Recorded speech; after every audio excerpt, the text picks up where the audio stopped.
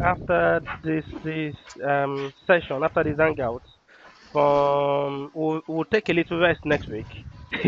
So we'll take Okay. some rest next week, and then the week after, because I even have an exam next week. Then the week after, we'll start 7411 and that. So GPOs. So what's your understanding of group policy object? Let's start with that first of all. What's your understanding of group policy object? We're going to be doing a lab together today, but let's get this one. So what's your understanding of group policy object? Who wants to go first?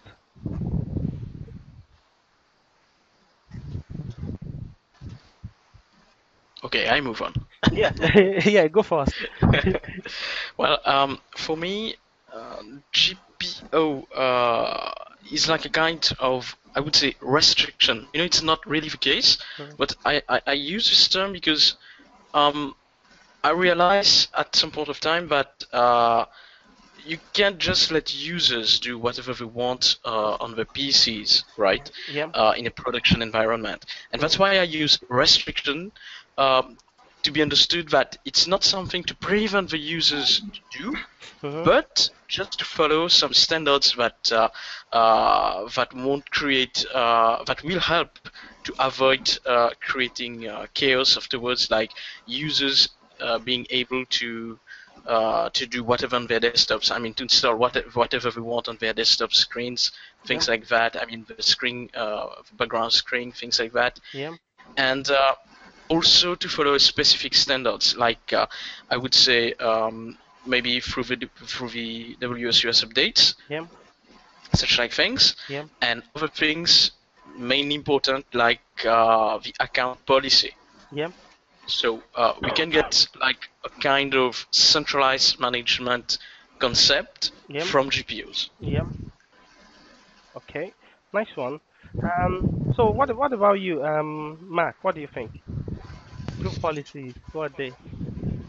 Um, you know, I just started studying it, but I think it's a way to manage what the computers and the users are able to do. Mm-hmm. Um, you can centrally block things or allow them to do different tasks and, lock them out or allow them to do certain things. Yeah. Okay. So Um, block things, allow them to do certain things. What about you, Aonika? What do you think? I subscribe to what Stefan and Mark have Yeah. just said. Yeah. Uh, their instructions, Mm, to some extent, mm, if we consider the audit yeah. um, policy, for instance, Yeah.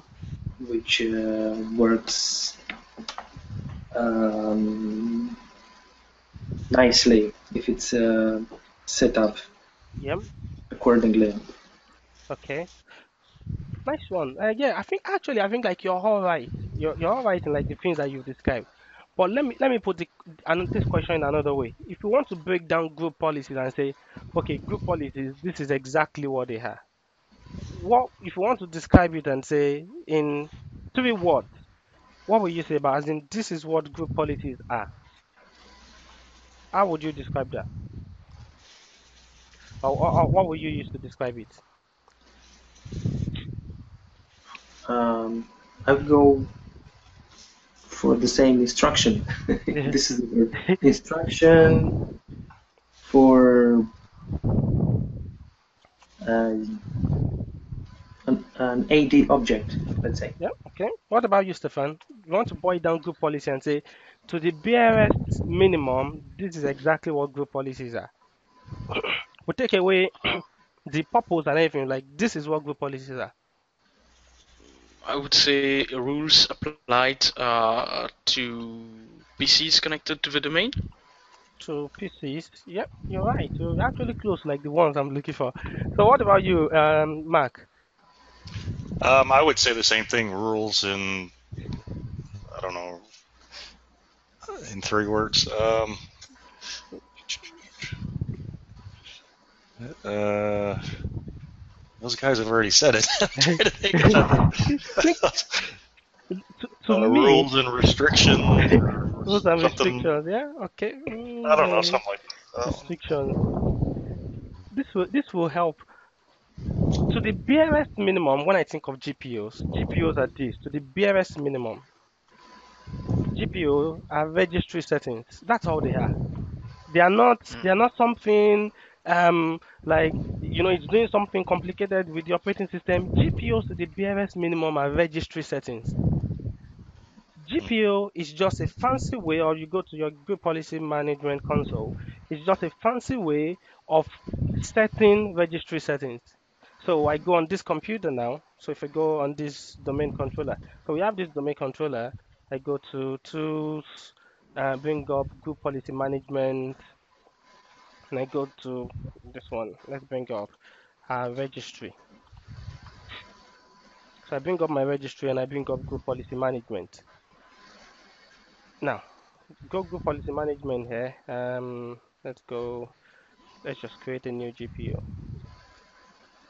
So yeah, come on, respond. So okay, so we have the registry settings there. We have group policy settings there. So new GPO. Let's just call it test. We'll delete it after. So yeah, there we go. Edit. Yeah. So here under this group policy object, I can see there are two settings there. There's computer configuration and there's user configuration. Now, if you go into registry, you see this thing here called HKey current user, and you see this thing called a HKey local machine. That is, so group policies is actually these two that you're seeing here. Computer configuration is basically changing registry settings that have to do with HKey local machine. While user configuration is basically changing registry settings that has to do with HKey current user. That's all they're doing. So you come here, you set the setting here. When you set this setting, it goes out to all your clients, it goes into the registry, and it changes the registry key. That's all it does. But it's a fancy way of doing it rather than you having to like be digging up, HKey local user, sorry, HKey current user, control panel, current control set. Rather than you digging all that, you can just see a fancy GUI interface, just go enable, okay, and it just goes and apply that settings to all the registry of the computers that you've deployed it to. Now, here's my other question. How do I prove that to you? Is there a way that I can prove that to you that GPOs are indeed registry settings? Is there a way? Apply a policy for something and then go in the registry and check. Yeah, that's one way. That's one way, but there's there's an easier. That's one way. That's one good way. But there's an easier way for that. There's an easier way that I can prove that GPOs are just registry settings. I'll show you what the easier way. The easier way that I can do it. Number one thing, where are group policies or group policy templates? Where are they stored on the computer? Where can I find them? So I want to find where group policy templates are on this computer. Where will I go to find them? Does anyone, if anyone wants to show me, you can take over the mouse and show me where. So I want to see all these settings I'm looking at. I want to see where they are on the computer. Where will I find them? It's the So for Jason and for Francis, yeah, carry on, Stefan. Jason and Francis, welcome. So if you look in the chat window, you see the ID and the password to the server that we're using today. So you can connect to the server using that ID and that password.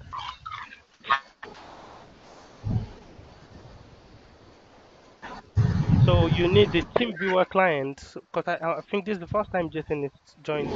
So Jason, what you need is you need to download the TeamViewer client and then use that.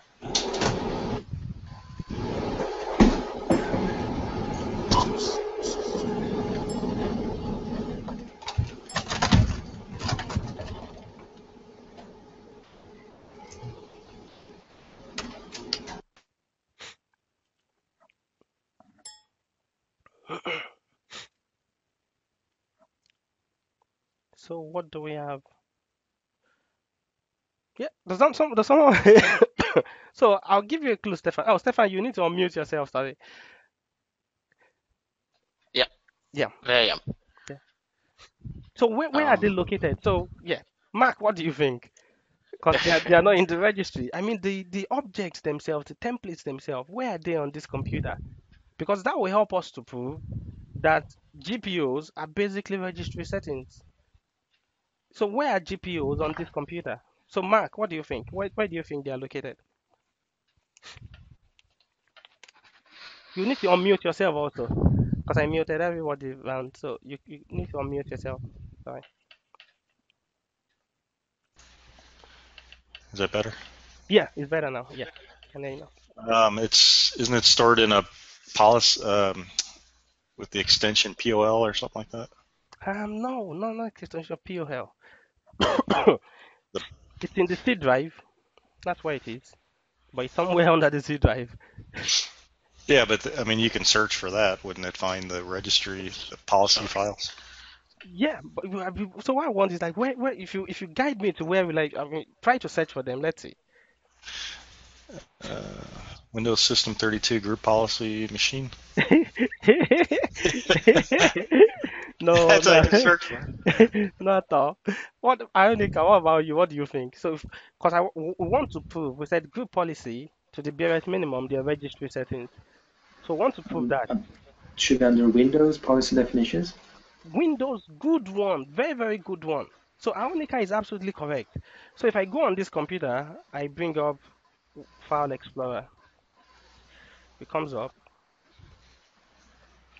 So, I bring up File Explorer. I go under the C drive. I go under Windows. So under Windows, there's a folder here called Policy Definitions. That's where your group policy templates, that's where they live. So if I open Policy Definitions, um, and now I have all this, I'm like, whoa, look at this. Biometrics, beads, cipher, com.admx. Okay. Ah, so if you look in the chat window, Francis, I posted it in the chat window, so I'll post it again. So that's it there. And Jason also. So that's the team viewer. That's the details. So you need the team viewer remote desktop client or the remote access client to access that server that we're on. So to prove it, basically, let me right click one of these objects, yeah, and go open with, and let's open it. So it's just basically an XML file, and let's open it with Notepad. Here we go. We can see one of our group policy templates here. This one says ActiveX install service.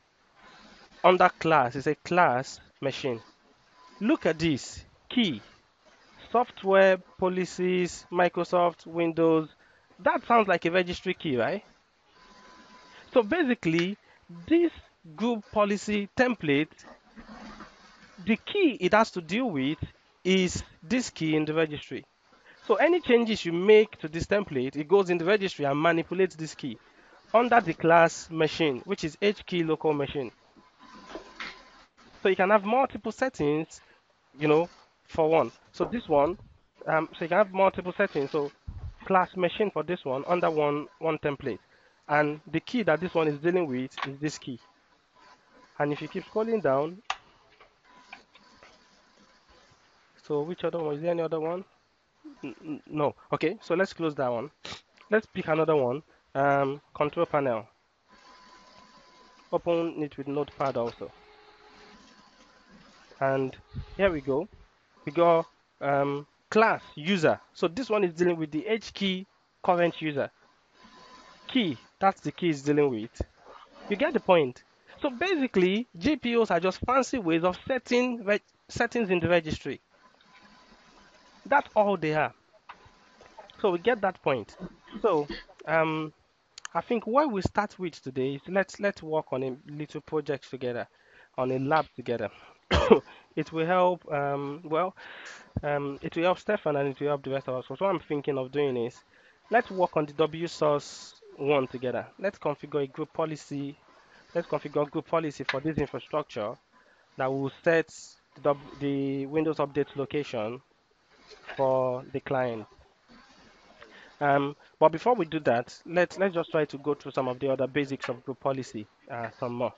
So we say group policy is basically registry setting. So what's the advantage of setting group policies? What advantage do you have? You can control the environment.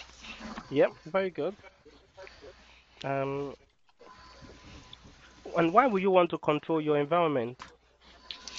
Um, keep people from doing damage to their computers,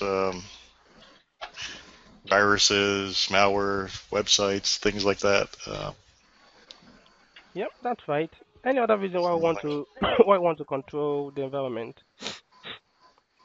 So that you can be in charge. Yep, a good one. So that you can be in charge as an administrator. Yeah. Any other reason? Well, actually, like the reasons that you're mentioning are all boiled down to one. You want consistency in your environment. You don't want a situation. Centralization. Yeah, good one. Centralization. So that's it. So you want centralization, which gives you consistency. Because once you can centralize management, you can make your environment consistent. You can know that if you go to this client, you'll be able to work on it the same way you can work on the second client, the same way you can work on the third client. So it's not going to be this client is different from this client, and this client is different from this client, and this one is doing something different from that. Okay, so we got that. So now we know what GPUs are, we know what their advantages are. The other question I'll ask is you can apply GPUs to certain objects in Active Directory. So let's call that application of GPUs. So let's bring up another one. So you can apply GPUs to certain objects. So application of GPU. So can you apply GPU to a local machine? Yes or no? What do you think? Yes. Yes? Okay. Stefan says yes. Mark, what do you say? Yeah, Um, absolutely. yep. Aonika, what do you say? The same. Yeah. Yes. Francis, what do you say? But David? Yeah, carry on.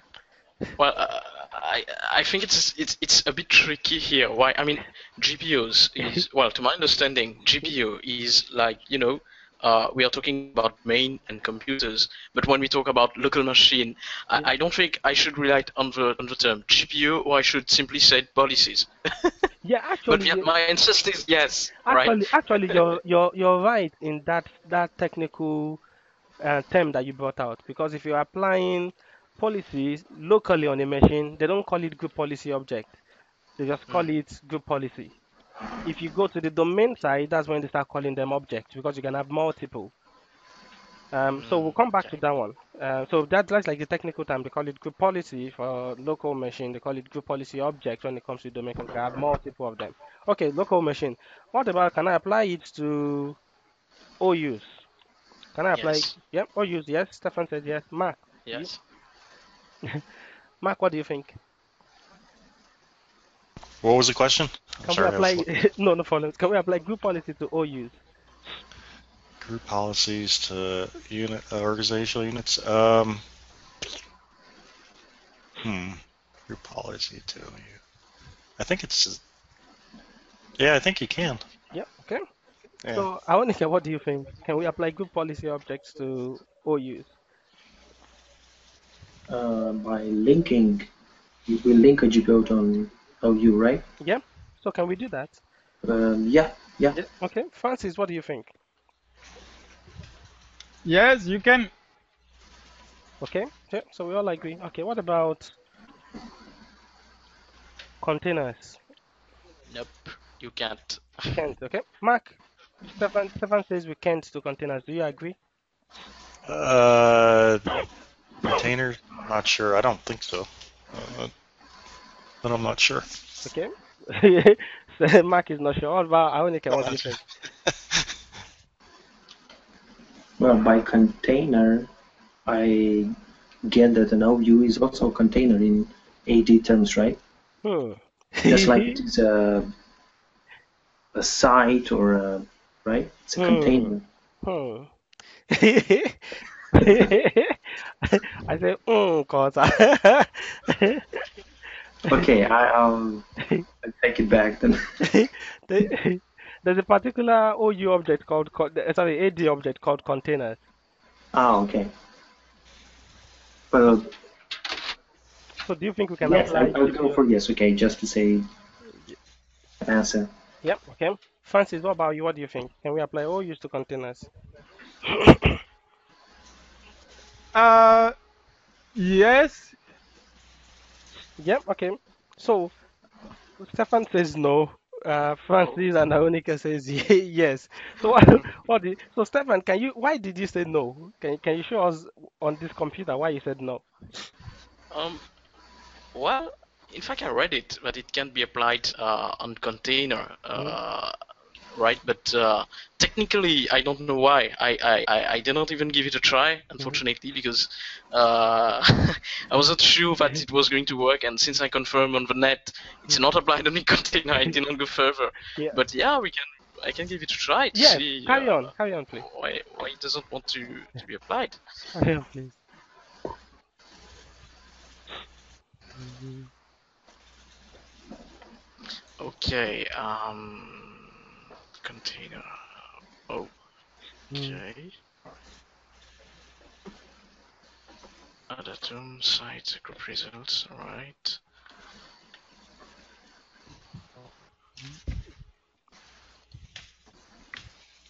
Oops, sorry.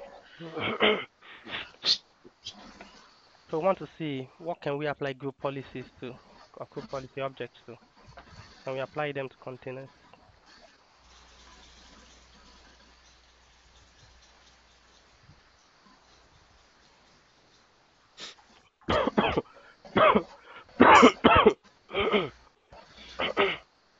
Excuse me.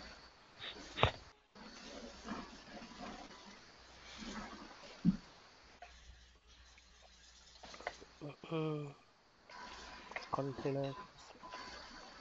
So I can't even see, for instance, the object. I mean, yeah, the I can even see computer. So if Yeah, I want to assign to computer, I can't even find it. I think that's the reason because you won't even see it in the group policy console. yeah. So is that clear, Francis and Ionic and Mark? Is that clear? Yeah. So for example, let's bring this one to the side here. So if we go to Active Directory users and computers and we click on the root domain, so here you see something. You see name and you see the type here. You see Hmm. computers is not an OU, it's a container, right? You see Mm-hmm. domain controllers is an OU. Foreign security principal is a container. Managed service account is a container. Users is a container. Now, if we go under the group policy management editor, now, sorry, management console, sorry, group policy management console. Now, can we see, um, can we see computers here? No, we can't. Nope.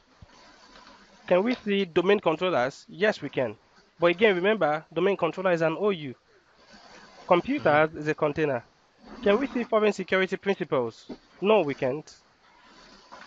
Can we see managed service account? No, we can't. Can we see users? No, we can't. If we create a new whole U here, let's go new whole U. Um, let's call the OU Adatum new organization unit, and let's call it Adatum. And then we'll go back to this, and then we'll right click, and we'll refresh it. We can see Adatum here. Why can we see Adatum Yeah. here? Because Adatum is an whole U. But if we create a new container, we won't see it here because you can only apply GPUs directly to OUs. So that's like one of the reasons why, as best practice in your environment, you don't leave your users inside the default users container because you can't apply anything specific to them. The only policy that will apply to them is the default domain policy. because they'll get that from adatum.com. That's the only thing that will apply to them. So nothing else will apply to them except something that you've attached directly to the root. So that's one of the reasons you can apply something specific to say, okay, I want to apply this one specific to these people in this OU or to groups in this OU. You can't apply that. So Stefan is right. We can't apply it to containers. So is that clear, right? Yeah. So containers. What about sites? Can we apply GPUs to sites? Yes. Yes. Okay. Mark, what do you think? I believe so. Yeah. Okay. I like Mark's answer. Mark's answer has gone from, yes or no to I believe.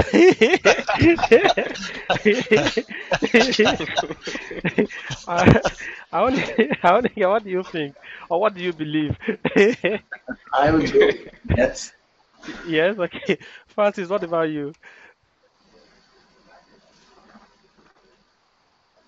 I can tell Francis will probably believe something too. Francis, what do you think? Can we apply GPUs to sites? I am. I actually I didn't see that. I didn't see like sites on those Let's go back. OUs Let's and go back there. containers on there. Let's go back there. So can we see site Yeah. here? Yeah. Can we see site here? Anything? Can anyone see site? Yeah, and now we can see. So yeah, we can apply them to sites. What about to domains? Can we apply them to domains? Yes. Yes, okay. Aonika, Yes. Mark. Absolutely. Yep, I love that. And Stefan, what do you think? Yes.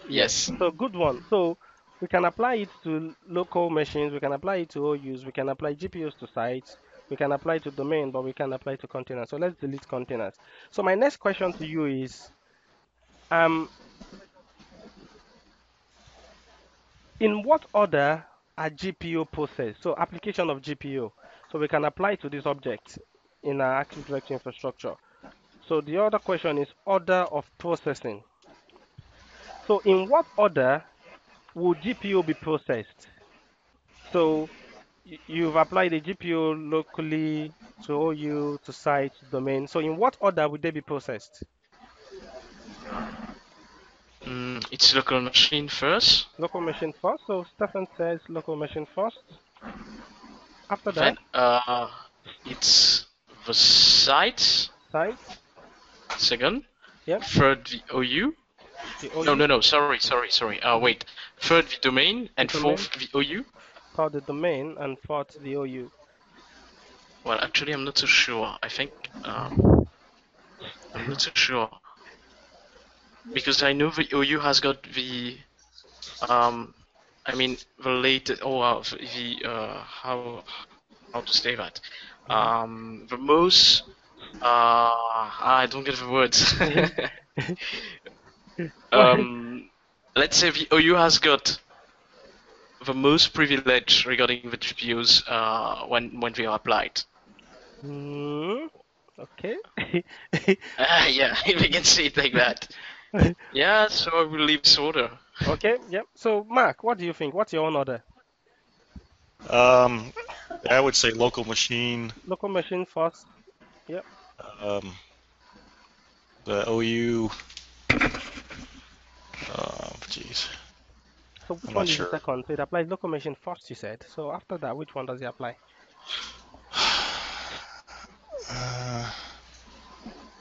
Maybe OU.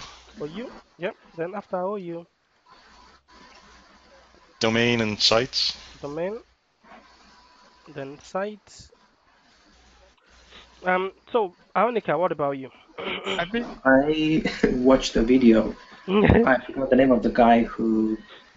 Not sure if it was train signal Yep. or the company that released the video, Yep. but he said it several times. Yeah. LSDOU. Yeah. LSDOU. So I'm not sure. Local site domain OU. Local site. Domain OU. Domain. LSDOU.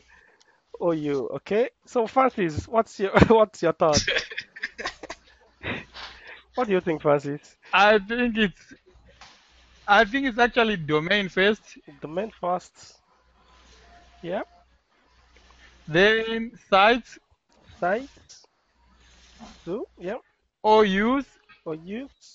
Three. then local machine. Local machine. Yeah. So Yeah. yeah. So let's get it right. So remember what Ionica just said now. So that thing, just start repeating them constantly till you keep remembering them. L S D O U. That's the order that they are applied. So let's make this bigger. L S D O U. Local first, site second, domain third, OU last. Local first, so it's actually local machine first, then followed by site. So LSDOU, just keep repeating that till it burns into your memory. So LS, then the next one is domain, then the next one is OU. So that's the order that they are applied. So order of processing is LSDOU. So that takes us to the next discussion on group policy. And the next discussion is this. So if they are applied in this order, so I go on the local machine, I say allow control panel. I go on the site, I'm kind of like that type of temperamental administrator. I'm like, actually, let's just block it. So I block control panel. So I go on the domain, I go, well, let's allow it again. I go on the OUs and I'm like, okay, let's just block it. So this is a trick question. So I want you to think about this properly. It's a trick question. Which one of these policies will apply? Assuming you are being logged on or you are just logged on locally. Sorry? Assuming you are logged on to the domain on the Yeah, machine or you are logged on locally. no, you're logged on to the domain. So the local Oh, policy okay. still matters even though you're logged on to the domain. Okay, Yeah. okay. So It will be which ones of which one will be applied? So again, remember I said it's a trick question. So think about it. It's sort of like the one that we did last week of the default OUs in the in the domain. So it's a trick question. So which I one will be think applied? Oh, carry on, Francis. me. I think it's the first one. So Francis says the first The one first should be like the one which should take control. will be applied. Okay. So Aonika, which one do you think will be applied? It will According be to like the Craig, reason. Yeah, sorry. Craig Zacher, Yeah. he's one of the authors writing books Mm, for 7410. yeah.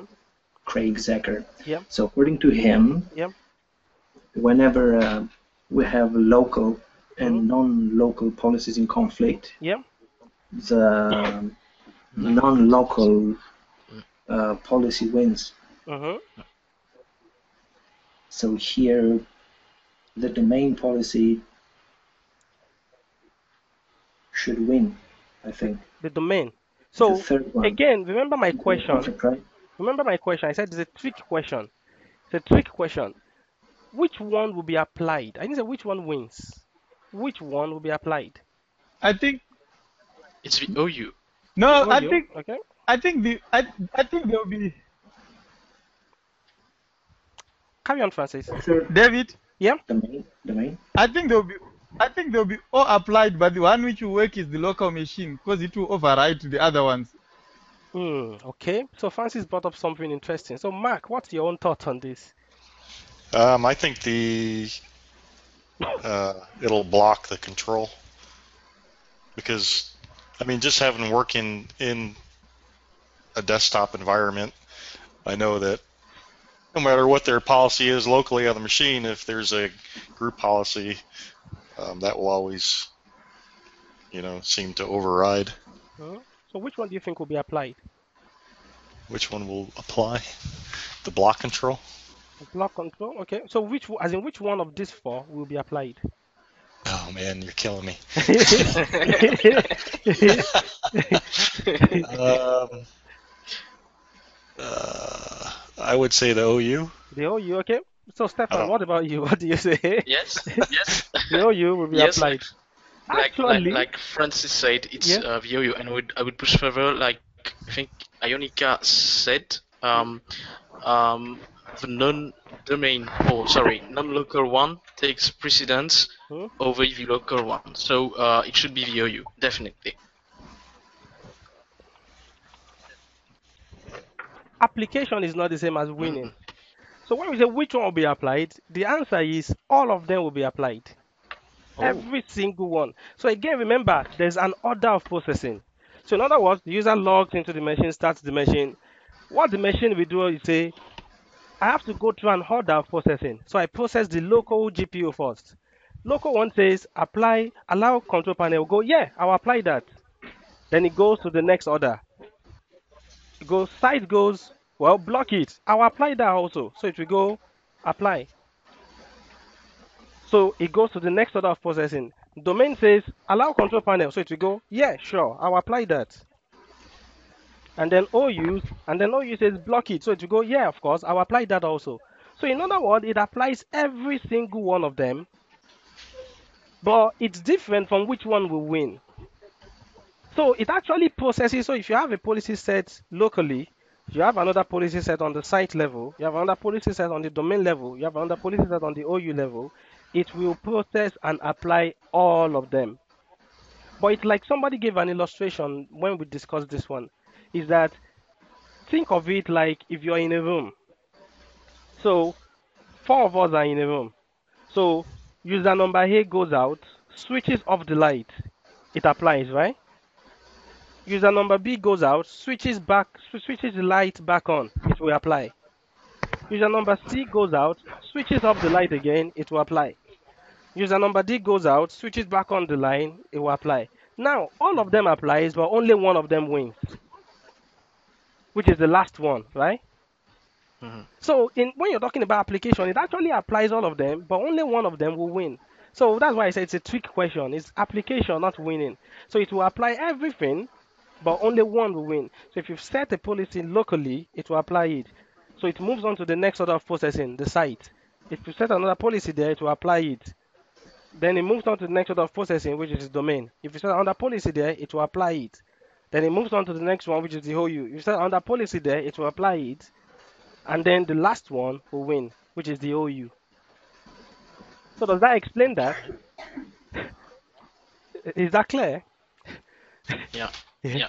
Any questions regarding that? Yes. Allowed I've or got is one. blocked? Or- Carry on, sorry. Yeah. Is it the same thing whenever we talk about group policy inheritance? Whenever you're blocking inheritance. We'll get to that one. That's like one of the ones that we'll get to next. Because Okay. almost the next one I will talk about is group policy manipulations. Then we'll talk about blocking inheritance. But by default, it processes everything and applies Mhm. everything. But the one that will win is the last one, which, according to the order of processing, is the OU. So it applies everything, processes everything. Doesn't go, well, I won't apply you, I won't apply you, I won't apply you, I will apply only one. It goes, yeah, I'll apply you, I'll apply you too, I'll apply you too, and I'll apply you too. Then by the time it gets to the last one, there's no other one to apply, so the last one wins.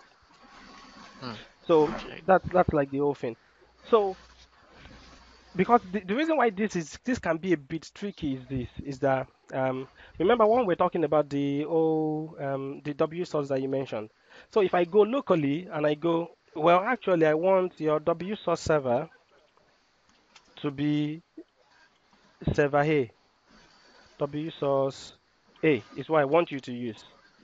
Then I go on the site level and I go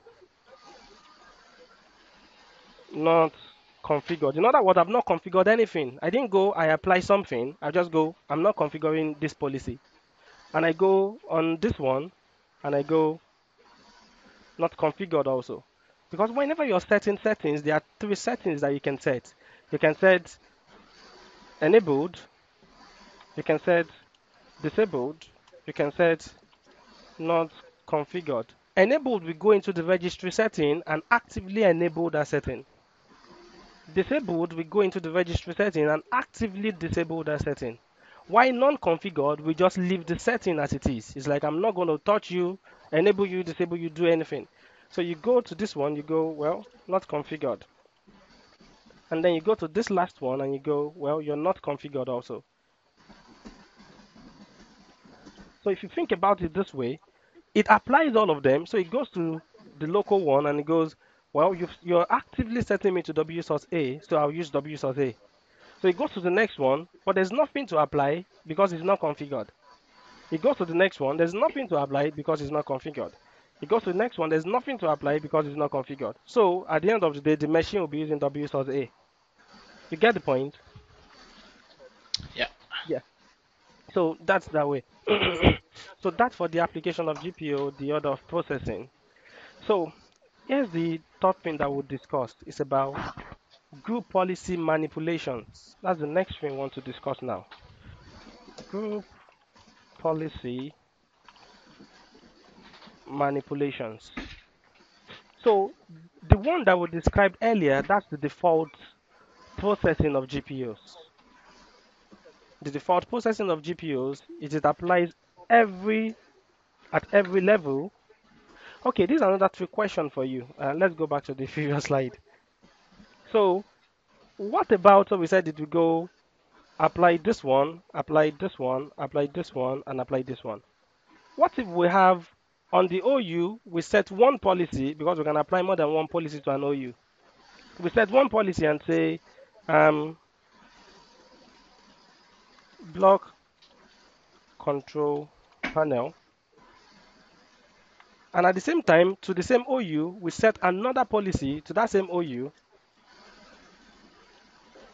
And we say, well, actually, allow control panel. So now we have two policies applied to one OU. So which one of them will apply? The most restrictive one? Again, remember, it's a trick question. Which one of them will apply? Both of them, right? Both of them will apply, right? Oh. So again, application is different from winning. So both of them will apply, but which one of them will win? The allow? The allow. Why? Why would the allow win?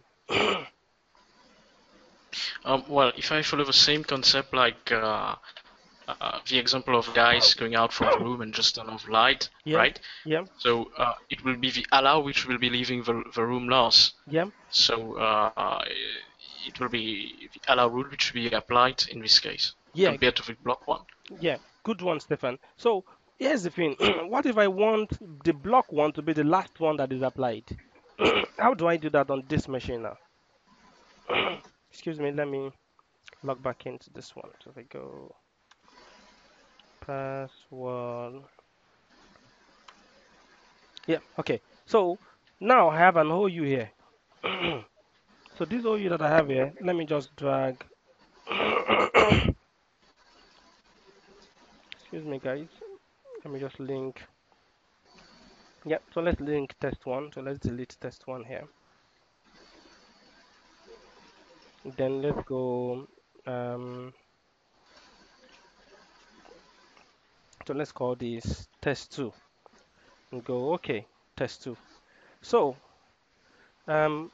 Stefan, if I want test one to be the one that is applied last, what do I do? Oh, this one, right? Yeah. So I want test one to be the one that's applied last. So how do I do that? How do I set that? So you can take over the mouse and set it. Yeah. It's actually really straightforward. You find it once you get. Okay, this one to be applied. So I guess we can. Okay, hold on. If I said. So want test one to be applied last, because now we have two OUs linked to Right. the same. Sorry, two GPUs linked to the same OU. Yeah. So, but I want one of them to apply last. Wait. I get that. Good one. You got there. You saw it think, now. oops. You can close that one. Okay. Yeah. I would have said right click and I said enforced. No, no, no. That's not Okay. the way. So, So again, remember, we want it to be the one that is applied last. So we're not enforcing it now. We just want it to be the one that, in the order of processing, it goes local, site, domain, okay, okay. OU. But Um, yeah, there we go. Now here you have a okay. setting that says link order, right? Yeah. If you click on test two and move it up, and yeah, and go the arrow button that's at the top and go move up. Yeah, there you go. So Okay. that's the order that it will be applied to on the OU. So the order is set by you as an administrator when it comes to the OU. So if you have multiple, so if I go and I create another one here called test 3, I'm like, okay, this is a new one called test 3. But I'm like, okay, when it's applying them, when it gets to the OU, it applies the OU last. But now there's lots to apply. So what I can do is what I can do is I can say, okay, I actually want you to apply test 1 last. Mm, So test 1 will always win. So what I can do is I can move them as I want. You get the point? mhm. And I can Yeah. move them as they want. So this one applies first. So the link order of application. So it will just go this one first, this one second, this one third. You get the point, But right? David, Yeah, carry on. just a question. Yeah. Is there a scenario where we really need the link order processing to be considered? Or it's just a question where the PC processes the GPUs and need to execute one GPU after the other? Yeah, it depends actually. I'll say it depends. It depends on how you've designed your infrastructure. So this is not something that I will use in a production environment to determine Mhm. what will be applied or what will not be applied. But it Okay. depends. Like let's say you've set up your environment in a really weird way, and you're like, oh, I don't want to disable some settings in test two, but it is overriding the Mhm. settings in test one. So I want test one to apply last all the time. But Okay. like you said, like I can't. Apart from that, I can't really think of like any good reason really that I'll go and start saying like this particular order apply this particular order. Because normally, best practice, you don't set your GPU, especially when you're setting it to the same OU, to conflict one another. You see what I mean? Yeah. So it would be Yeah. really inefficient to be setting GPUs on the same OU and they are conflicting one another. Mhm. Yeah. Okay. So is that clear so far, guys? So test 3 applies last, right? So test three will apply. So link order. So test three will apply first. First or last? First. So First. Oh, yeah. So even though it's number three, so it depends on how you move it. So I can go move test three. Um. So if I go move test three. one wins here. Which one wins? So the last one to apply wins, which I think is number three here. Oh, actually, okay, okay, I see what you mean. Because link order here, it goes link order one, link order two, link order three. Link order three will win. Okay. Okay. Yeah. So whichever is on top of the list So that will be, yeah, exactly. That will be the one wins. that will apply last. So that will be the one that will win. Okay. Because it goes in this order. It goes in order one, order two, order three. So when it applies local, site, domain, and it gets to OU, when it gets to OU, it applies number one first, number two second, then number three last. So yeah. Okay. The next one, we want to talk about group policy manipulations. Now, by default, group policy um, settings or group policy objects are inherited. In other words, if you have something configured, let's say you have an OU here, and you have another OU down here, and you go on this OU here, and you apply group policy one there. The OU that is under this one will automatically inherited OU1, the group policy one, because by default group policy is inherited. So that's one thing. So by default, GPUs are inherited from parent object. So by default, they are inherited from parent objects.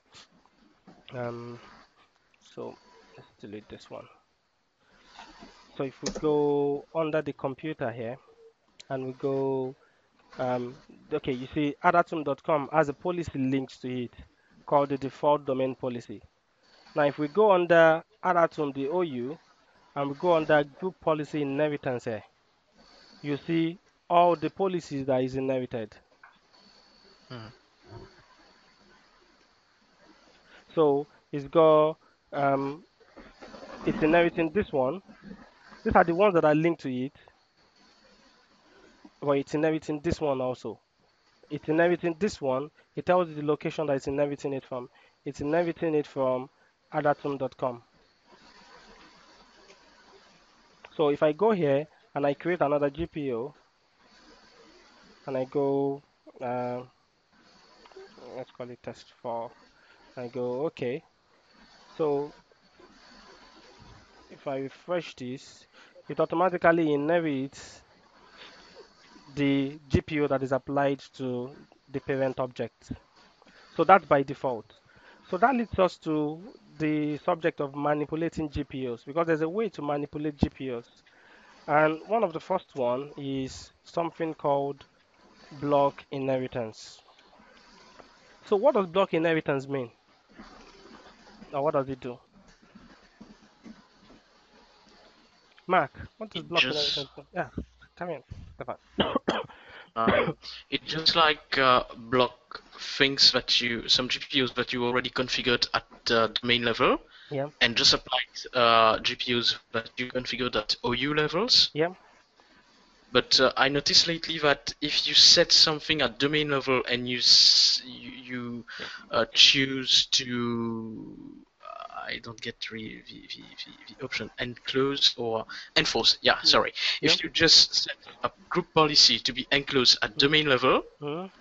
you can't blocking inheritance on the OU level doesn't work. The GPU is still applied on it. Mm-hmm. Okay, we'll get to that. Yeah, yeah, yeah. Okay. So, Mark, do you agree with what Stefan said? Yeah, I mean it'll blocks the policies outside of that Yeah. Okay. group. So Mark, you do the next task for us. So if you take over the mouse and block the default domain policy and test 4 from applying to adatum.com. So I want you to block it from applying to adatum to the adatum OU, sorry. Let's see. How do we do this? So I want you to block default domain and test 4 from applying to the adatum OU. Computer stats. Would, would it be disabling it in this group? Oh no, we're in default. No? Is I in the right place? No, it's right here, right? So anyone wants to guide Mark to do this? Yeah, yeah. Right click on the OU adatum. Oh, around that. Yeah, and then you can just block the inheritance from here. Good. So now you see what happened. The moment you blocked inheritance, what happened? The two objects that were inherited from adatum.com, they can no longer be found on the list.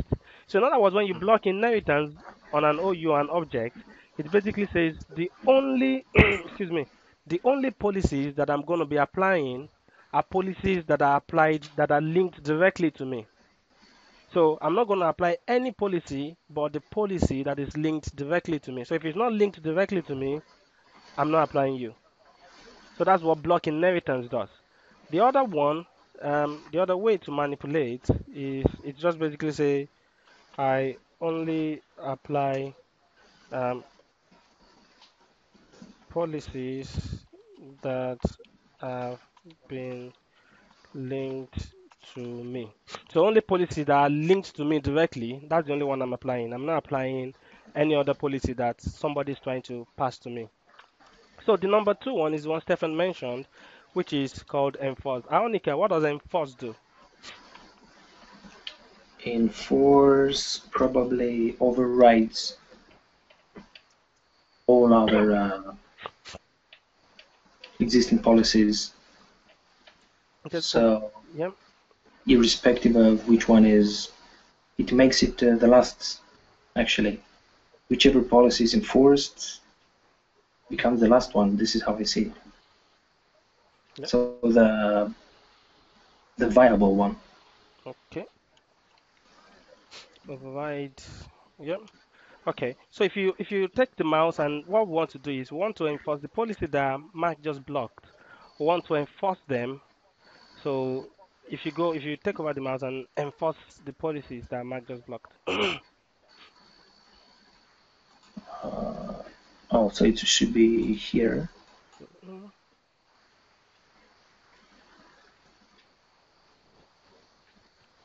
No, it's not You can here. So, choose a policy. You can choose the policy itself. oh, so it was 4, I think. Uh, or the domain, yeah, or even the domain. No, yeah, up, yeah, test 4 under datum.com. We want to enforce the two policies that were just Yeah, no, blocked. you can choose. We choose the default domain, David, or we can choose any. Both. We want both. Yeah. We want to enforce both. Okay. Yeah. So the default domain, right click, enforce. Oh, okay. Yeah. So you get that. So you go to the link of the policy, where the policy is linked to, and you click enforce. And once Okay. you do that, if you go down and go to your adatum.com now you see, even though you're blocking inheritance, it's like I don't care. I'm gonna apply to you whether or not. So what enforce does is enforce is like I'll break any blockages. That's what enforce is.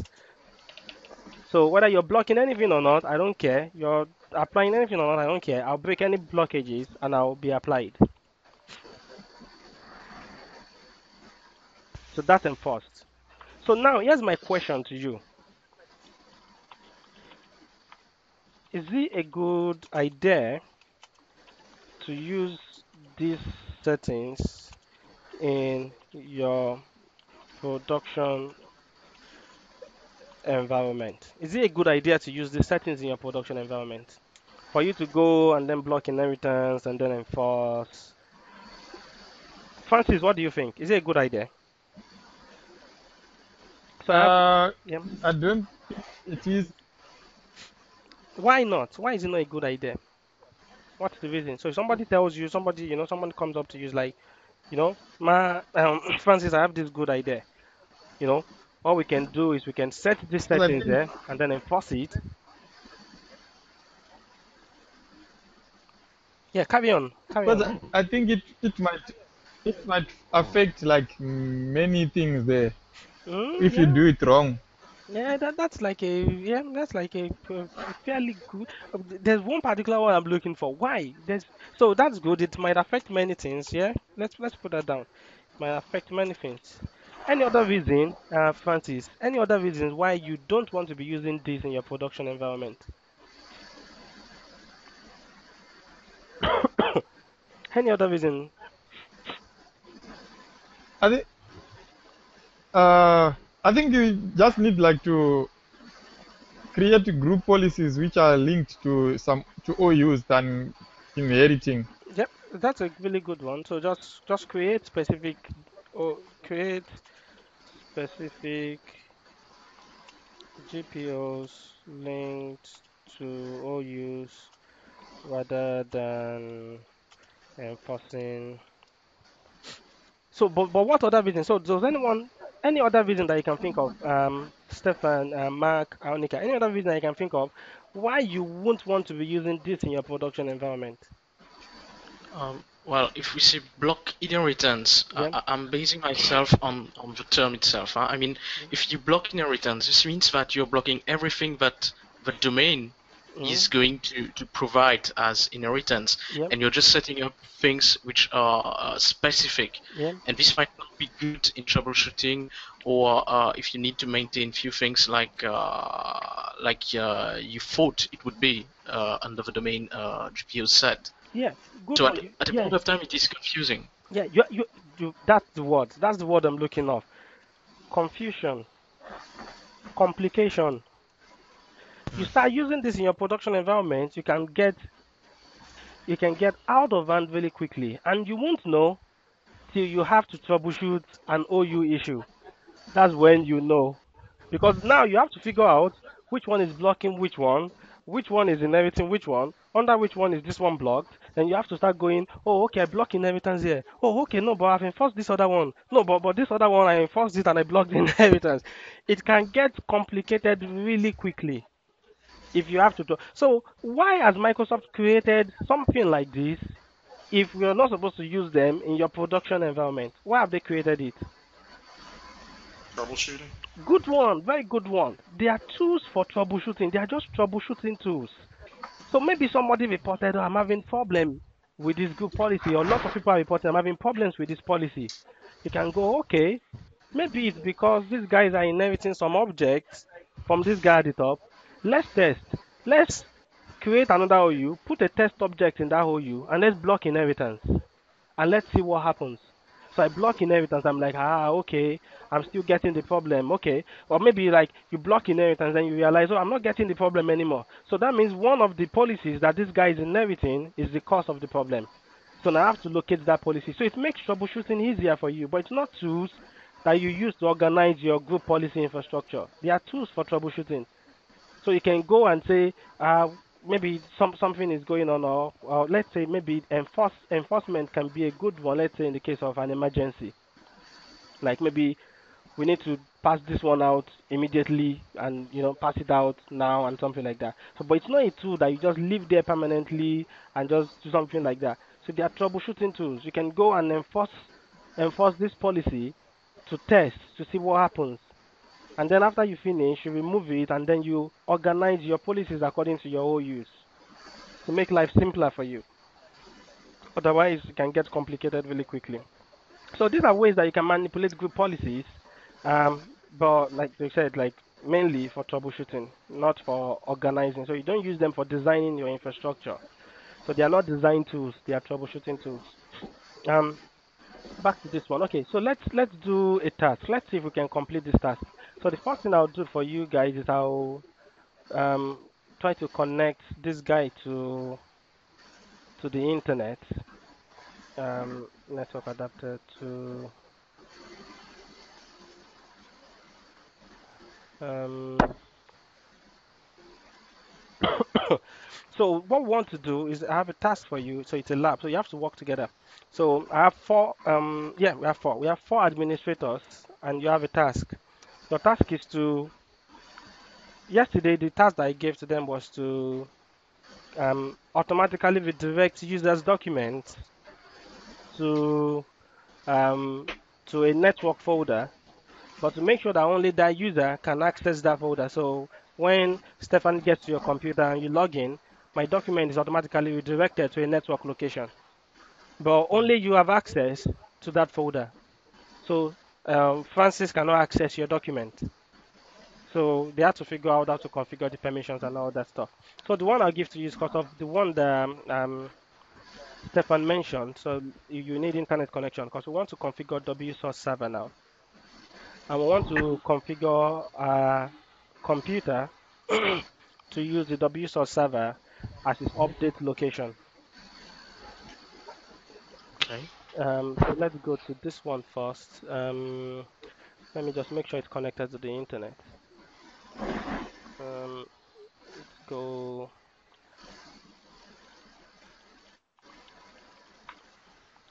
So you config connected to the internet. So let's try to ping Google.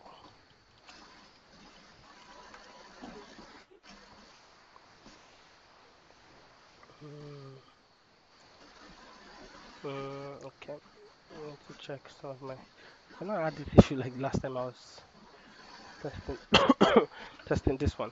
So guys, if you start formulating what you think you need to do to configure that, so you need to configure a WSOS server. So let's write that down. So this is the task. You need to um, configure a WSOS server and then set it. Um, configure your client to use this WSOS server as their update location, and then deny them from going to Microsoft for updates. So that's the three things you have to do. And so you have something like this, you have to break it down and find out what do I need to do to configure this? What do I need to do to configure this? What do I need to do to configure this? So you need to work together on this. Let me go to the domain controller here.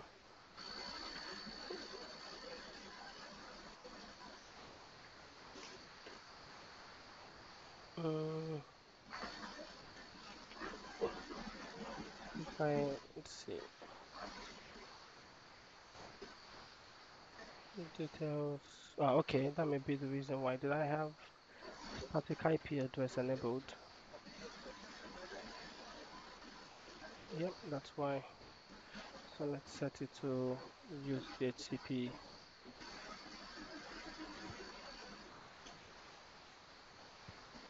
Yep, so let's try that again.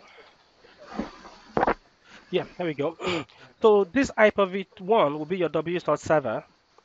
Okay. Hyper-V2 will be your client machine. So I need to configure it to to excuse me, to use the I need to configure it to use the to have access to the internet too.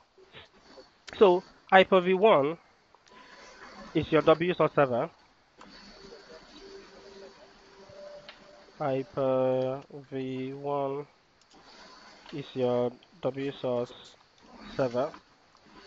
Um, Hyper-V2 is your um Client. yeah, your client. Thanks. Why, yeah, you have your DC, so the domain controller also. So yeah, so if you carry on, guys, so you want to break down the tasks first of all. So first, what do you think is the first thing you do here? What's the first thing you do?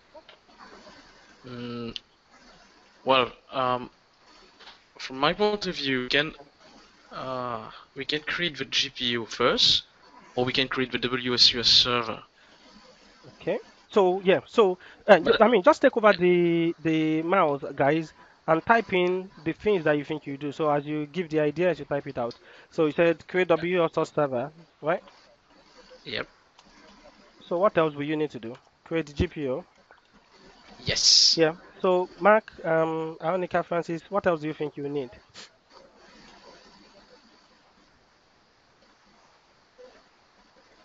What else? Is there any other thing? Ah, no problems, Mark. No problems. Aonika, is there any other thing you I'm, think? I'm, I'm, I'm in deep thought.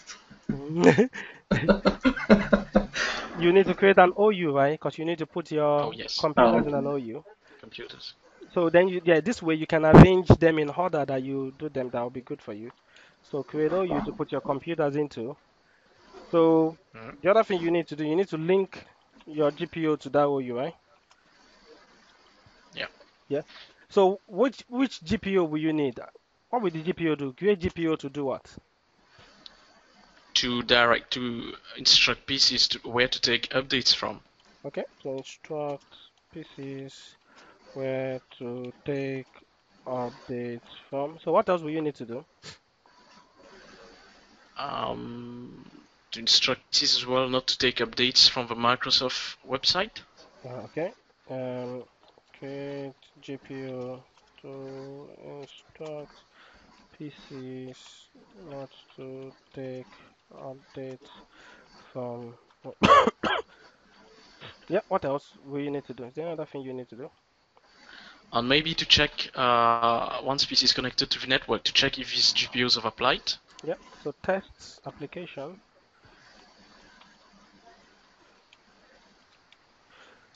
Yeah, so that even leads me to something that I forgot. If I want to check which GPUs are applied to this computer here, how do I do that?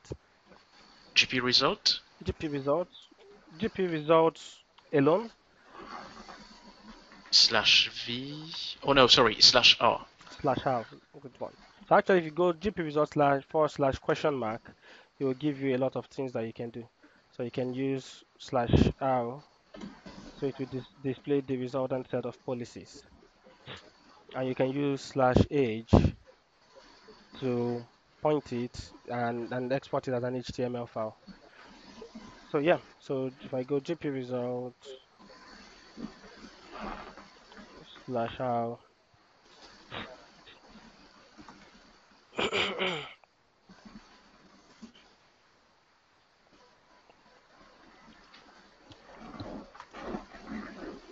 Okay. So the password also, so I'll give you the password so you can, so basically you have like about 30 minutes to complete this. So we finish at 9 o'clock. So the password is this, for the Adatum administrator is PA. Yeah. Okay.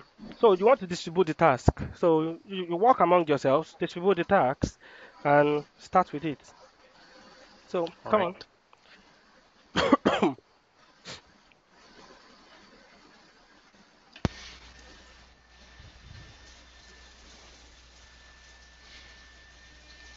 Are we doing this on this server, or what are we doing? Yeah. Let's distribute the task. Let's see who's going to do the WSUS. Otherwise, I can do it. We need to install the role first, right? Or, Yeah. Yeah. Okay. You go for it? Sure, I'll do it. Okay, wait, hold on. I will just lay a tag here about who will do it. Okay, anyway, I will just note it down. Okay, so Mark going for WSUS. Okay. And I can do the GPO for instructing the PCs where to take the update from. Okay. All right, take the GPO. Ionica? I could do the next one, just following your example. Yeah. Okay. So Yeah. Ionica will be doing the updates to instruct the PC not to take updates from MS website, right? Yeah, okay. The third one, third task. Okay, Francis. Francis Hello? there? Yeah? Yeah, I'm here. Yeah? So, you ready for creating the GPOs and we'll link creating the OU and we'll link the GPO to it? Okay, I'll try. Alright. So, Mark, we'll let you go. Okay. We'll be there. Also. We'll just help as well. All right, so we need to add, let's see here, add roles and features. Remember that you need to do that on Hyper-V1, which is your WSTAR Oh, server.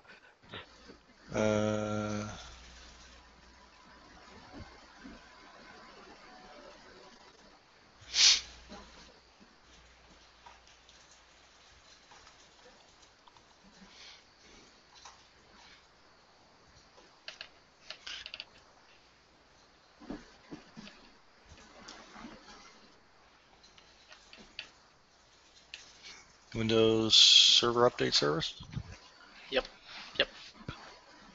and then add features.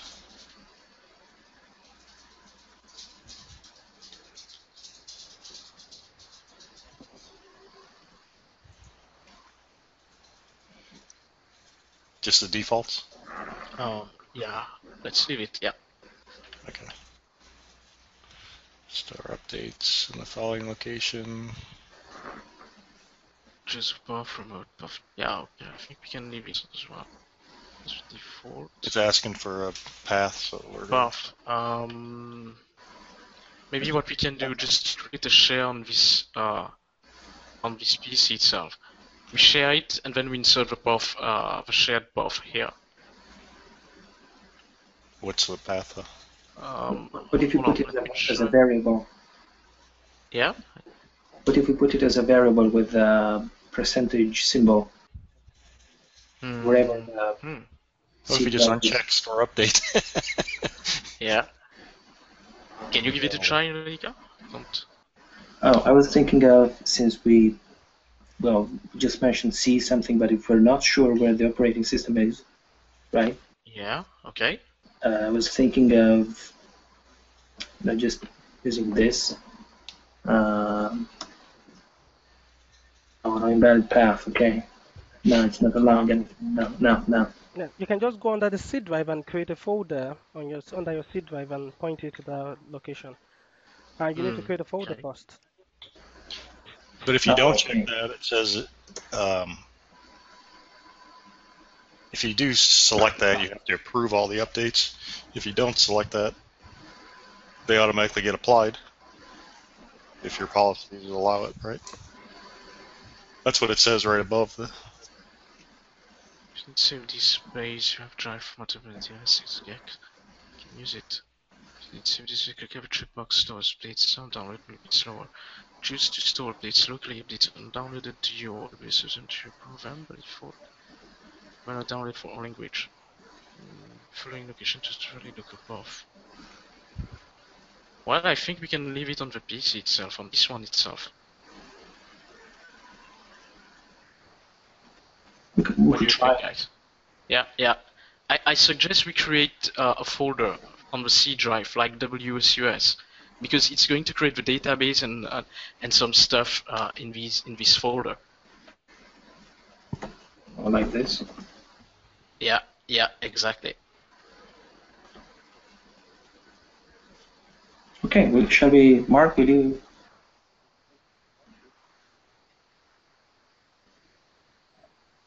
Okay.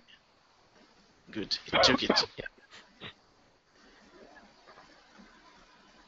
Okay, we're almost done with it. We start the server automatically. Yeah, okay.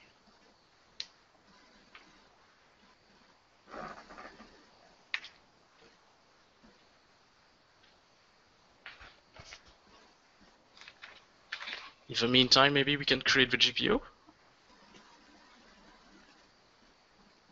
Something I haven't taken note of, the hostname. David, Yeah. is the hostname the same as Hyper-V 1? Yes. So that's Hyper-V1, Okay. Hyper-V2, and I think this is just DC1. Okay.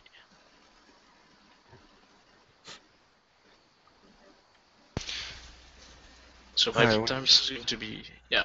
I move on to GPU, right? Yeah. So Hyper-V2 domain controller. There we are. Alright, so we need to create a new U first. Where is active directory? Okay.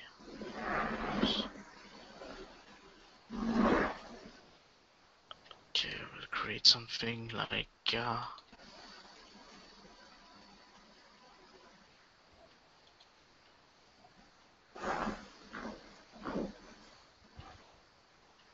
right.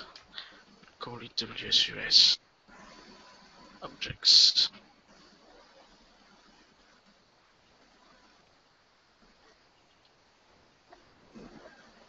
Okay. And whoops. So maybe I can just close and reopen it.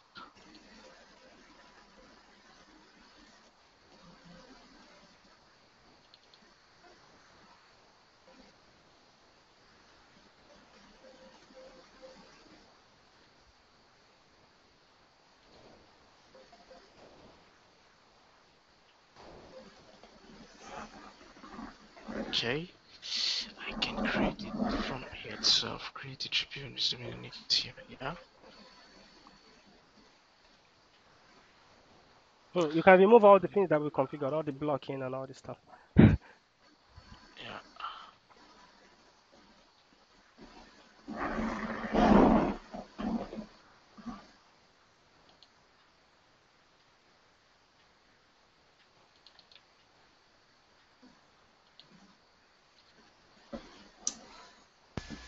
So you created a organizational unit and then a policy inside that?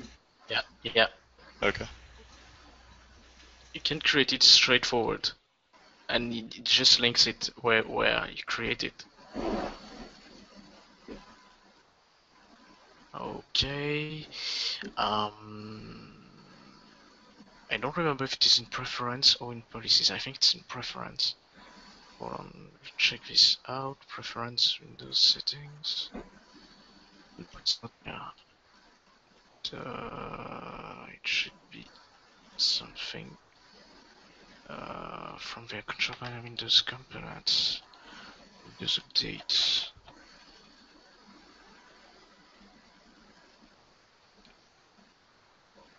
Okay, Windows updates, there we are. Okay. So, I want the policies to be applied, so updates to be applied automatically. I would say enable. Let's say it's going to, I want it to notify for the download and for the install. And schedule install date, let's say, no, I don't need this since it's notify for download and notify for install, okay? And, okay. Come on.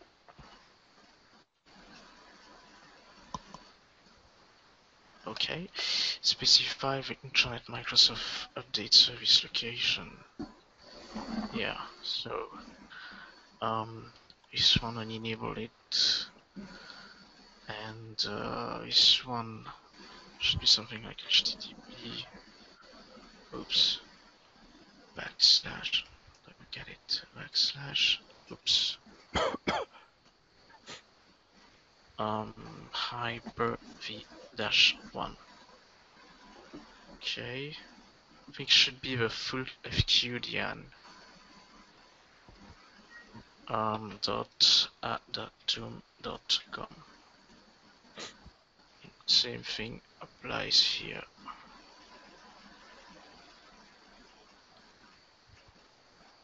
Okay. Automatic update detection, no. I don't know, unrestricted receive updates, notifications, yes.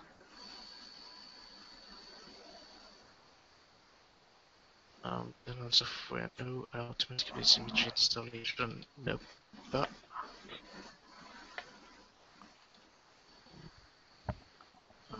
turn on recommended updates for automatic updates. Configure no to restart, yeah. Okay, good. Delete, restart, reschedule updates, schedule installation. Enable client side targeting, no, no, no. Okay, I think I'm almost done. Yeah, so this one is applied to this one's link. Okay, yeah, I'm done. There's only one thing I'm not sure about.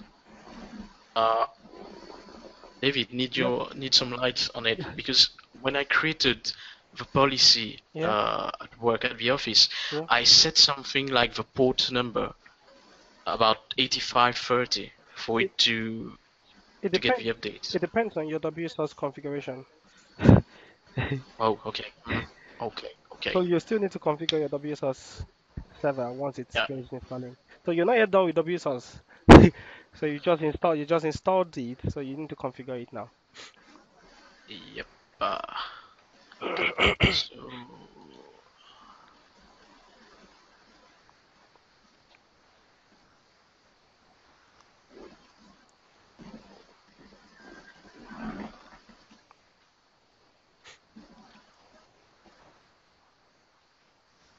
oops.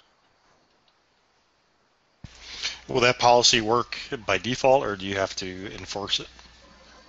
That's a really good question, Mark. What do you think? How do group policies work? You're asking me? Do I just set myself up for this? Group policies, how do they work? If you link a group policy object to an OU, when does it get applied? the OU side. So if you link it to an OU, so when will the policy apply? After having gone through the LDS, oh, what's her name? The LSDU. At the Yes. end of the day, then you will find that it's on OU that it needs to get applied. When is it automatically? I think that's Max's question. That is it something Oh, that you okay. something else that you need to configure, or does it just happen automatically? We No, can should be automatically. Carry on, Ironica. we can use a GP update force, Oh, okay, Yep. okay, the okay. command line. Yep. But what if you don't use GP update first? When will it apply? Probably the Once next you log time. on. Next logon. So everything applies Yeah. at next logon. Okay. Is it? No, I'm asking. Oh, I was thinking of the next time AD gets replicated, or so. I Once an hour or think, something like that. but it depends. It could be twice a day, once a day, every 6 hours. I related to AD replication, whichever policy. I think, I'm not sure. What do you think, Stefan? Well, it's supposed to get applied once you run gp update / force, or you can restart. But something which is which Ionica said, which is in fact good in saying that it needs a kind of replication. But I think it's going to be replicated instantaneously or even after 15 minutes once you create it. So it should not be like a big issue regarding replication, unless we really wanted to get it now. So replication, you're talking replication. I don't think replication is involved in this. I think it's more to do with the refresh policy. Because Yeah. there's something called the refresh policy, Mhm. where the group policy gets refreshed at a particular time interval. And if I'm correct, you may need to check this out. I think it's every 90 minutes by default. Okay. So there's a refresh policy in group policy that you can configure. You can reduce the time if you want. So the computer has refreshed their policy. Again, you need to check this out because I may be wrong. I think the refresh time is every 90 minutes by default. So what happens is if it's a computer setting, the policy is applied whenever you restart the machine or whenever the next refresh, time interval is. So if you restart the machine, the computer policies are refreshed. Or if you leave the machine on during the next refresh policy, during the next refresh interval, the policies are applied. If it's a user Okay. policy, it's either during the next refresh policy or when the user logs out and logs back in. So computer policies are not refreshed when you log out and log back in. Computer policies are refreshed when you restart the computer or during the next refresh time. So Okay. user policies are applied when you log out and log back in or during the next refresh time. Why it's a bit confusing because some of them applied almost instantaneously. So Hmm. it's a bit of a confusing one because yeah, because I remember the first one of the first hangouts we did on group policy and we're practicing and we applied one to block control panel. And I mean we applied it like instantly it was applied. Yeah, got it. Yeah. It said something like 90 minutes in the background. Ah, okay. Ah, where did you see that? The 90-minute one? Yes. This is checking out. Yeah, Well, if you I yeah, was if you about post to. if you post the link to so we see it also. Yeah, yeah, yeah. I pushed something Ah, in the okay. chat window. Let me see Yeah. that. Um, I Let me try something here. oh, I'm thinking about the GP results where we can get some details. yeah. Not sure. So even if it's not enforced, it'll still get applied. That's Yeah. what. So enforcing is something different. So enforcing is for which policies apply to that. But any policy that is linked to an OU will be applied. Okay. Yeah. So any computer or any user in that OU by default.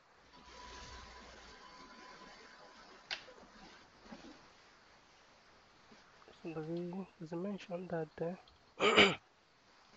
Yeah, okay, yeah, I can see, okay, yeah. So that's right. So by default, computer group policy is updated in the background every 90 minutes. Says with a random offset of 0 to 30 minutes. Yeah, okay, yeah, there we go. So I'll post this one in the chat window too. So I got this from the link that Stefan posted. So it says that for computer policies, it's a good policies for the computer is always updated when the system starts. Okay. But David, can we Yeah, modify that? I mean, yeah, we can. if I want it to be okay, where do I do this? There's a From the good group? policy. There's a good policy for setting the refresh interval, I think. I think that's what it's called. Refresh interval. So there's a good policy for setting it. So you can change it from the default 90 minutes to something else.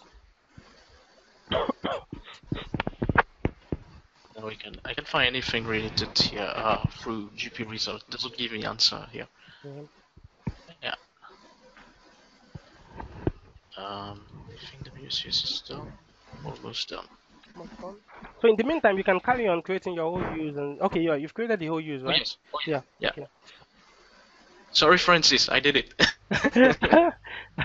No, I think we'll leave something else for Francis. So what else? Is there any other thing on your list? Um, Sorry? is there any other thing on your list that hasn't been done? There's another one. There's Uh, another policy for blocking updates from Microsoft. yeah, Has that yeah, been done yeah. yet? No, we did not do Yeah. it So you yet. can go ahead and do that now. Whoever is doing that. So it I'm should going. be on Hyper-V 2, right? Because this is the client. Yeah, And yeah. that's the So we client, but instruct you the don't configure that on the client. You configure it via group policy. Oh, Because okay. On the otherwise you have to go to domain. every client to say don't use Microsoft Update. So you have to configure so it via it's group policy. Hyper-V 2, right? Something? The client is Hyper-V 2. We need to instruct the client not to go Yeah, online, yeah. to use So Hyper-V 1, which yeah, is the WSUS server. yeah. So now it's been configured to use Hyper-V1, but it needs to be if you don't want your users because basically what you've configured now will point them to Hyper-V1, but it won't stop them from going to Microsoft Update to download and install updates. So you need to stop them from being able to go to Microsoft Updates now.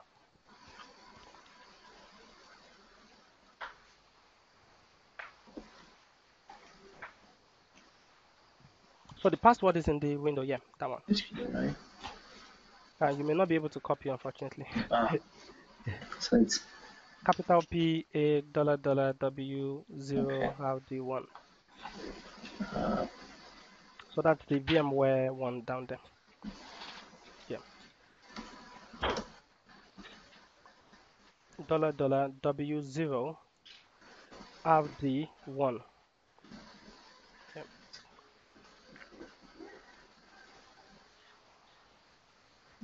it should be.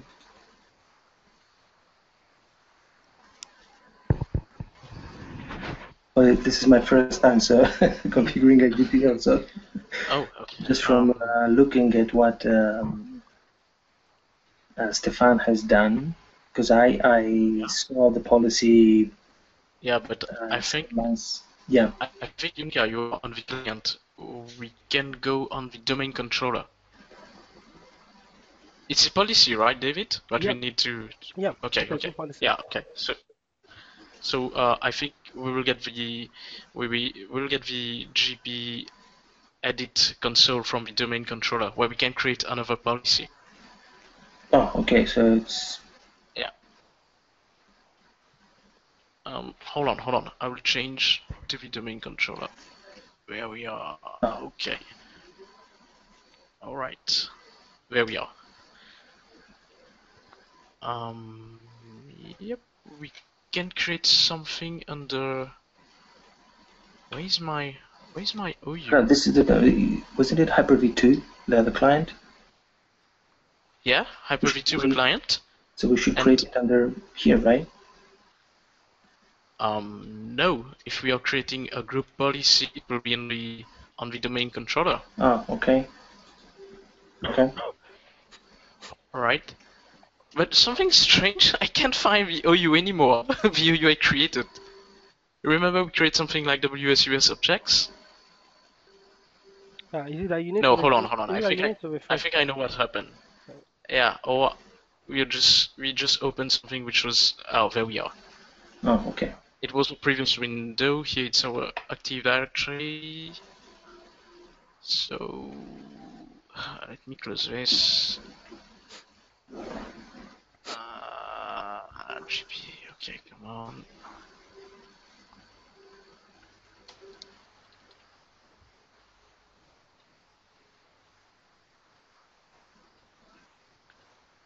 There we are.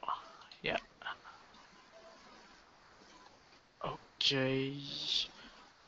We name it as non-MS updates.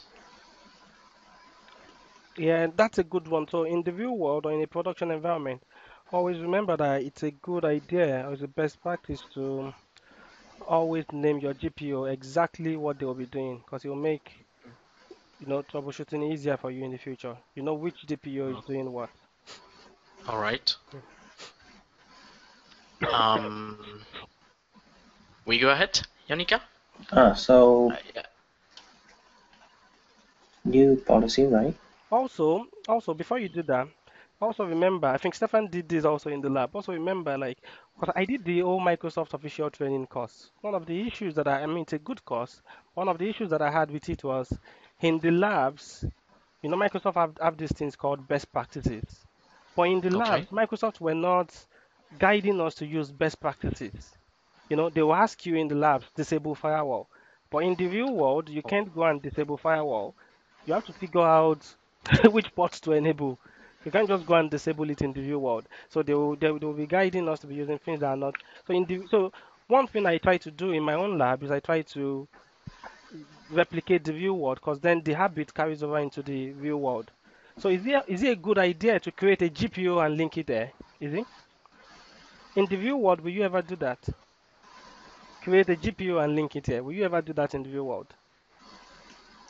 Well, to be honest, I would have created first under the group policy objects. Yeah. Then I link. Yeah, exactly. And why will you do that?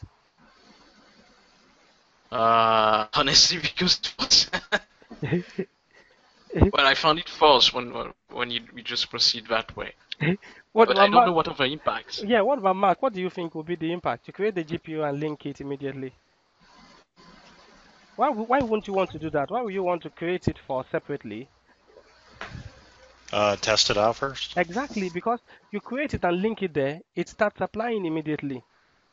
All right. So what you want to do is create it first, link it to a test OU where you have your test computer, test it out first, then link it to the main OU. So in the real world, that's what you do. Because if you link it immediately, if you've made a mistake, it gets applied immediately. Okay. Yeah. So what? Yeah. So will you guide Aonika to where the group policy object container is and So instead of linking it, creating it directly here in this yeah, OU, yeah, should we create it first in the group domain and policy. link it to Uh, this OU? yeah, in the group policy object folder there. So you create it there, and then Oh, you can link it okay, later. Yeah. So you can go new. okay. Yeah. So you can. So now you're creating it, but it's not linked to anything. So it's not impacting any user or any computer. Oh, okay. Yeah. Okay. Yeah. So we should call it Non-MS updates.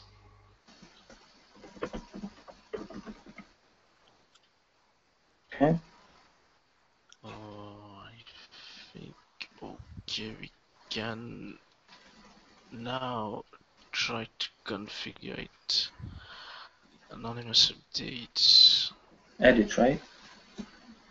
Yeah, I don't know this one. Where should be? Yo, Well, I think it should it's be in exactly in the policies same as well. place that you configured yours. It's exactly Okay. in the same place. Policies here, right? Okay, yeah, you should get policies, admins template, then Windows components. And Windows updates. You can expand it, yeah. Here, right? And I Okay. Yep. do not this one here, Yeah, there right? you go. So read it. What does it say? It said even when Windows Update is configured, so read that description. It says even when Windows Update is configured to receive updates from an intranet update services, it will periodically retrieve information from public Windows Update service to enable future connection to Windows Update and other services like Microsoft Update and Windows Store.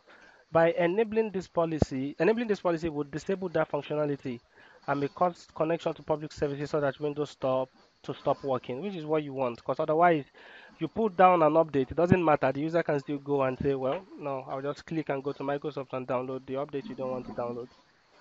Okay. So yeah, you have to configure that. Okay. Well, So, again, this like remember if you look at this one, it says at least server 2012 out to Windows 8.1. Okay, so enabled, right? Yeah. Yep. There's another way, which is like for previous one where you can actually just disable the option to say go online to Microsoft. So it doesn't even give the user the option. Should I just go next setting here, or No. So have you no? enabled that setting? The other setting? Yeah. Yeah. So I think that's the one that you need to enable. So that Okay, Okay. okay, right. But guys, just a question. Almost when I configure a few things, Yeah. I find apply and OK. But what's really the difference? Because apply, it's going to be applied anyway. And if you click on OK, you're just confirming that you're applying the settings. Yeah, no, to me, I don't think there's like much of a difference. Because apply is like maybe you want to click apply, then like what Aonika did now, you can go next setting. But okay, we just apply and close it. Ah, okay. So it's not, yeah, it's really more like a management type of thing. Okay. Okay. Yeah. I think we are done. Almost done. So, right. The We are just left with WSUS. I think we didn't specify the path for the Hyper-V, which is the WSUS server. We should have done it somewhere. It's still in this, right? We shouldn't have closed the. You specified it already, right? You mean, yeah, for the first GPO. Yeah. Oh, okay. So, is that all? Yes. Okay. Yeah, we can link it now. Oh.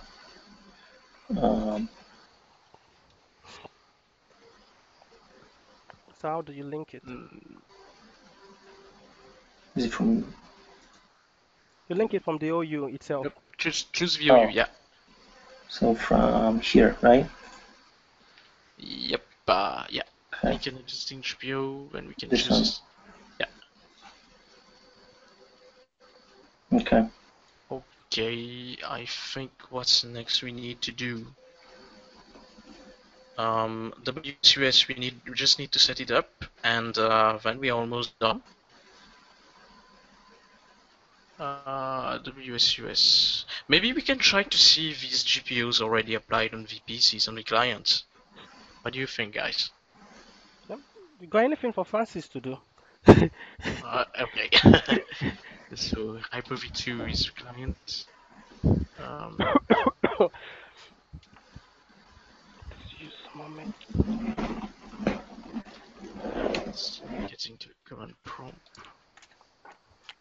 Francis, Okay. you can't hide forever, you know? Hello? I said you can't hide forever. No, the thing Yeah, is Francis. like remember I told you I was going to start on 411 because this 410 I didn't even watch many videos because it was in the middle already. Yeah. So I said let me just wait. When we start 411, then we start together like proper. Oh, sorry. This Yeah, is yeah. like my In fact, third time now. This is my third time now sitting with you guys. So like from the beginning, I still have to watch videos. Yeah, it's good. So I'm like watching here what you're doing. It's good. I tell you, like even after this one, if you go back to what like the twin signal, the CBT nuggets, you understand them more because you find many things that they said Yeah. was probably missed. Then you'll be like, ah, now I understand what this guy is talking about and stuff like that. Francis, Yes. we did not forget you. You, you, So want, what is done now? you want to check about the GPUs if you applied? Uh, okay. You do what GP update then forward slash R. Is that right? Not sure with the R switch it's going to work. Maybe maybe well, I think I know what you want to do. You want to force it, then you see if it's applied or not. Yeah. Okay, so just use the force. The force switch. The computer is already in Okay. the OU, right? You've Yeah. moved Hyper-V2 into that new OU that you created. No, I will check that. Yes, absolutely. David is right. Is it going I to store didn't that check that. file locally too? The policy?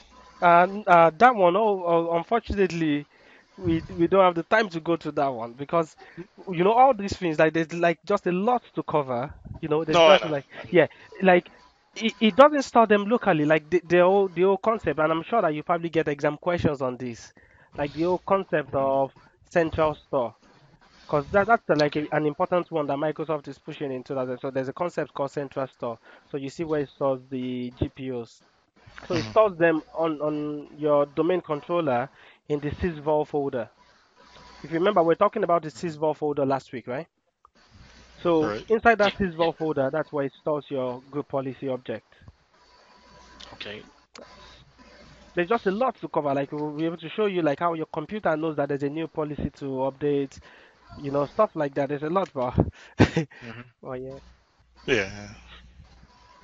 But here's the thing, the good thing though is that once you get like once this one gives like an idea or just a general understanding of what's going on, then like if you're reading like any books later or you're watching like any training videos like Train Signal, Stability Nugget or Infinite Skills or whatever one later, you'll be able to assimilate that because you have a base understanding.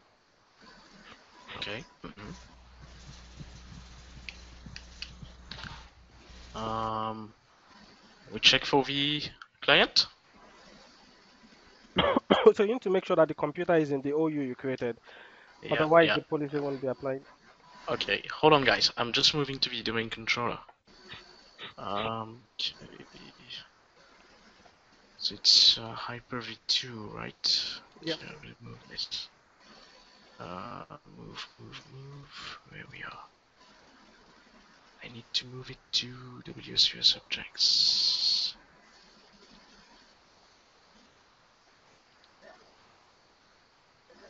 Right. So we were on the Hyper-V2 as a client. Okay, Francis. So can I press enter now? Yeah.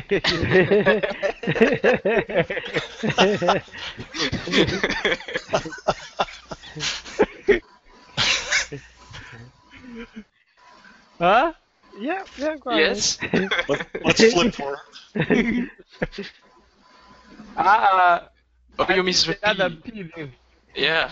Yeah, GP update. There we go.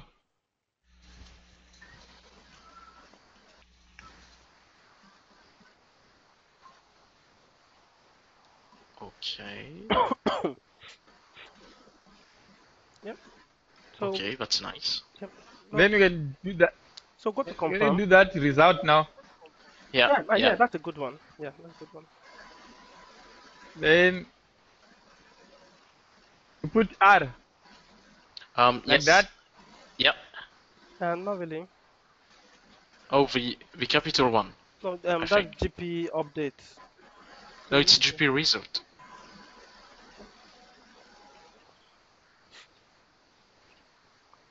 so you need to change the update to result. Francis, so you need to change it from GP update to GP result. Oh, Yeah. So you have GP updates there. So you need to change it to GP results. Okay, Yeah. thank you so much. Let me just go back.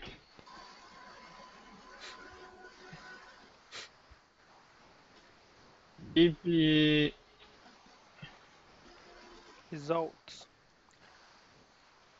So that's a way for you to see which. result. Yeah. So, So you can see which policy has been applied this way.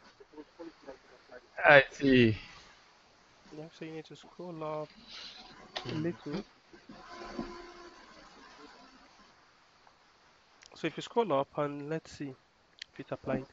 Keep scrolling up. Yep. Keep scrolling up. Yep. There you go. It says applied group policy object. You have your default Yep. domain policy, WS US deployment, and non-MS update. So how do you confirm? We need to check, but we are not done yet with WSUS. Yeah. So if you go to Windows Update, go to Control Panel and confirm from Control Panel. See, Oh, okay. see which Windows Update location you're pointing to.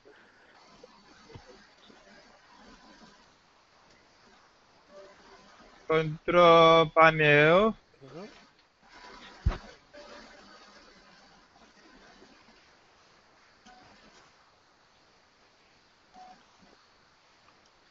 Then Windows updates. Yeah.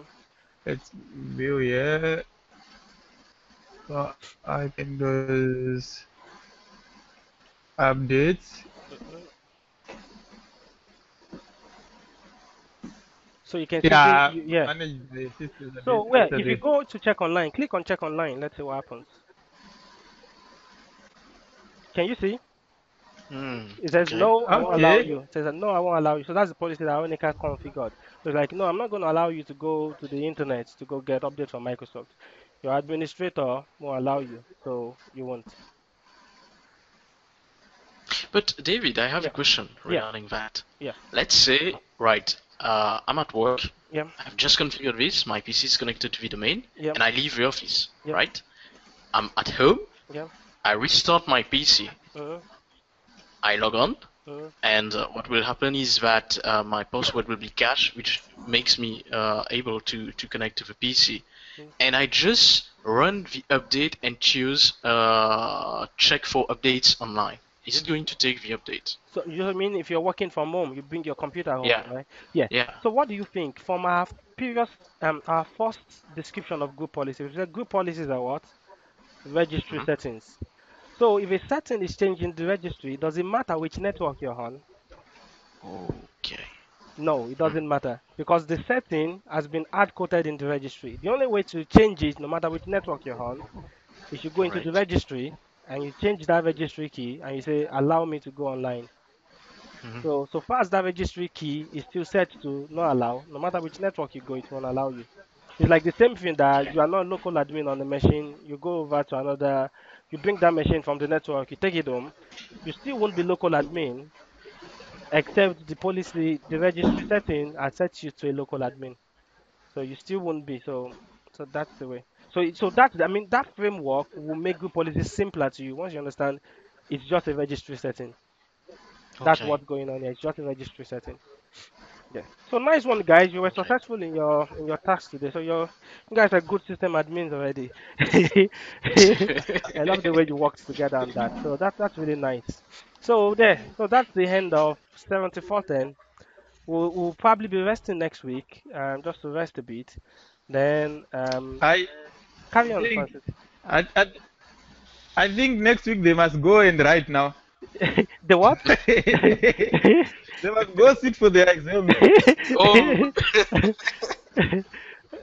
Yeah, unfortunately, there's a lot that I know. For example, like the one that we cover on Good Policy, there's a lot that I know that Microsoft will want to ask you questions on that we didn't have the chance to cover. So just make sure you still read the books and all stuff. Actually, when you're talking about Good Policy, if you look in the chat window, make sure you read about something called the Central Store.